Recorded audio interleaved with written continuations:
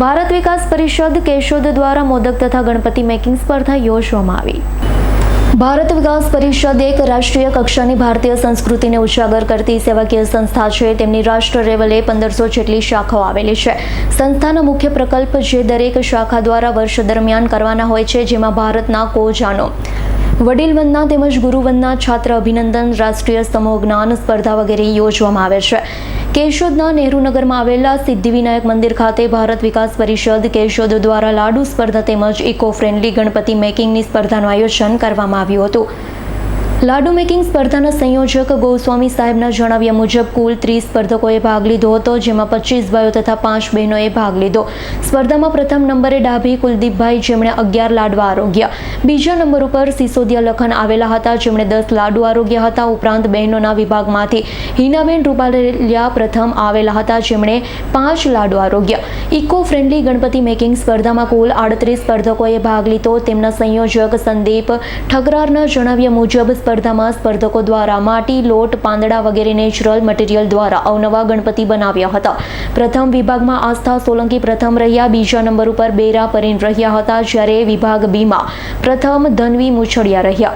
ભારત વિકાસ પરિષદ દ્વારા આયોજિત સ્પર્ધામાં સૌપ્રથમ કેશોદના ધારાસભ્ય દેવાભાઈ માલમ, મેહુલભાઈ ગોંડલિયા, પ્રવીણભાઈ બાલારા, ભારત વિકાસ પરિષદના પ્રમુખ મહાવીરસિંહ જાડેજા, સ્નેહલ તન્ના વગેરે દ્વારા દીપ પ્રાગટ્ય કરે સ્પર્ધાઓની શરૂઆત કરવામાં આવી। પ્રારંભના પ્રમુખ દ્વારા મહેમાનોનું શબ્દોથી સ્વાગત કરવામાં આવ્યું। ત્યારબાદ સ્પર્ધાઓ શરૂ કરવામાં આવી હતી। પ્રથમ સ્પર્ધા લાડુ સ્પર્ધામાં નિર્ણાયક તરીકે ચિંતનભાઈ પનારા તેમજ ઝાલાવડિયા રહ્યા હતા। લાડુ સ્પર્ધાના નિર્ણાયક તરીકે સ્નેહલ તન્ના, દિનેશ કાનાબાર રહ્યા।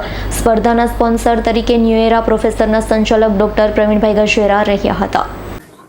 ડોક્ટર સ્નેહલ તન્ના, ભારત વિકાસ પરિષદ કેશોદ। આજરોજ સિદ્ધિવિનાયક મંદિર કેશોદ ખાતે ભારત વિકાસ પરિષદ દ્વારા એક ઇકો ફ્રેન્ડલી ગણેશની સ્પર્ધા રાખવામાં આવેલી હતી, જેમાં આશરે 38 સભ્યોએ 38 સ્પર્ધકોએ ભાગ લીધેલો હતો, જેમાં બહેનો તથા ભાઈઓએ ભાગ લીધેલો હતો અને ઇકો ફ્રેન્ડલી મટીરિયલ વાપરવામાં આવેલું હતું।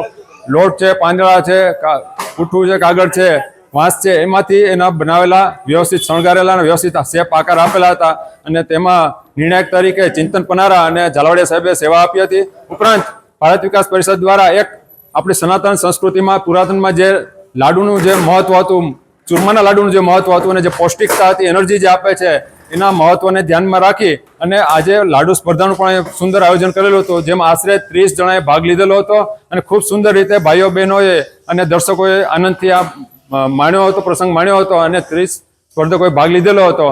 એ તમામનો આભાર માનીએ છીએ।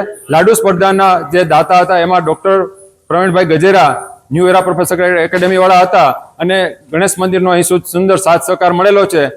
આ તકે અમે ગણેશ ભગવાનનું જે આપણે છે કે વિઘ્નેશ્વરાય વરદાય, સુરપ્રિયાય લંબોદરાય, સકલાય જગદવિતાય, નાગાનનાય સ્તુતિયજ્ઞ વિભૂષાય, ગૌરીપુત્રાય ગણનાથ નમોસ્તુતે। એટલે ભગવાન ગણેશ સૌને વિઘ્ન હરી લઈ, સૌને સુખ, શાંતિ અને સમૃદ્ધિ આપે અને કેશોદવાસીઓની ખૂબ પ્રગતિ થાય તેવી ભારત વિકાસ પરિષદ તરફથી ખૂબ ખૂબ શુભેચ્છા સાથે વંદે માતરમ, ભારત માતા કી જય। રાવલે મધુનો રિપોર્ટ, S9 ન્યૂઝ, કેશોદ।